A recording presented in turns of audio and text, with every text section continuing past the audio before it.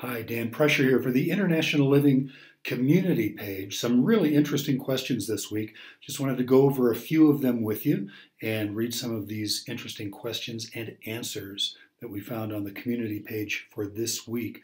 First question comes from Lynn Metro. What do you mean by the term medical tourism?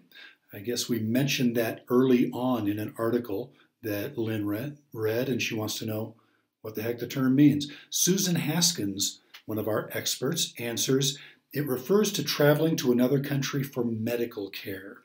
You can often save big money by having dental work, knee or hip replacement, cosmetic surgery, or just about any procedure done in a foreign country. Costa Rica, Panama, Thailand, Mexico, India are all well known for offering excellent health care, but at about 1/4 the price you might pay in the States. Just be sure you do your homework. And there is a lot of homework to do. We address that issue on the International Living homepage as well, if you want more information on that. Here's another question from Georgia Montgomery. Georgia asks, can you drink the tap water in Costa Rica? Are there special areas where it's better or worse? I want to retire, not work harder, but water is one of the most important features I look for. Good question. Jason Holland, our expert on the International Living Community page, answers, Georgia, the tap water is safe to drink throughout Costa Rica, no problem. The source is either well, private water system, or municipal. But in all areas, it's clean. The Guanacaste region, northwest corner of the country, receives the least rainfall in Costa Rica, so they do have water issues in some areas. So when looking at property, it's always important to ask about availability of water in a development or on a lot you're interested in. The local and central government has gotten very strict about not allowing development where there isn't enough water. Water is always important. A good question there from Georgia. Here's another question. Mike Newman asks a very important vaccination question.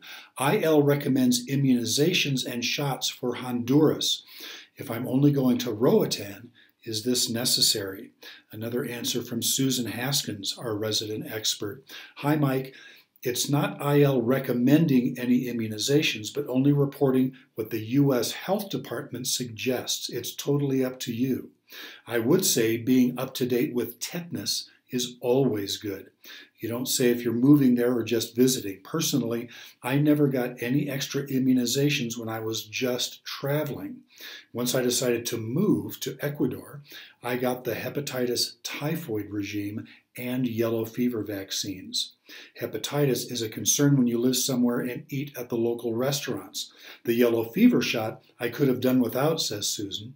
I'm never in any yellow fever zones, except for the fact that it's required when traveling from either Ecuador or Colombia to Costa Rica, which I do every year. Great answer from Susan Haskins. Lots more questions, lots more great answers on the International Living community page, community.internationalliving.com, or you can get us through the International Living homepage, internationalliving.com. I'll be back later with more questions. Thanks for watching.